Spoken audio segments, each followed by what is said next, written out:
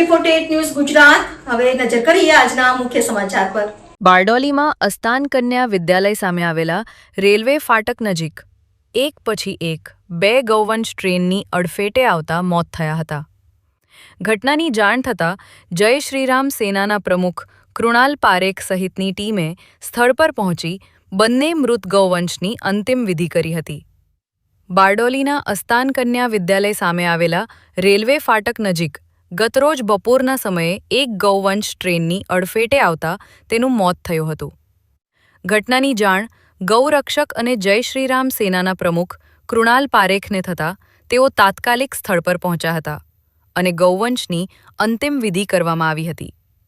જ્યારે ગત રાત્રે પણ આ જ સ્થળે વધુ એક ગૌવંશ ટ્રેનની અડફેટે આવતા તેનું ઘટના સ્થળે જ મોત થયું હતું। ત્યારબાદ કૃણાલ પારેખ અને તેમની ટીમ દ્વારા JCB મશીનની મદદથી મૃત ગૌવંશની અંતિમ વિધિ કરવામાં આવી હતી।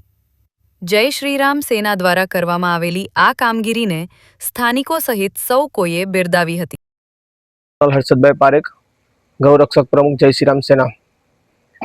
આજ રોજ કન્યા અસ્તાન વિદ્યાલય પાસેથી રાહુલભાઈ રાઠોડનો કોલ આવ્યો હતો કે એક ગાયને ટ્રેનથી અકસ્માત થયું છે તો તેનું મૃત્યુ થયું હતું।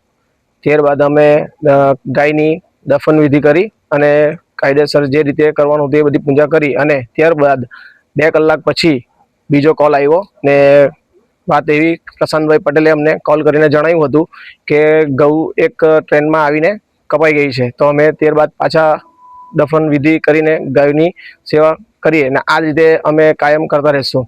જય હિન્દ, જય ભારત। બારડોલીથી પ્રશાંત પટેલ, AB48 ન્યૂઝ ગુજરાત।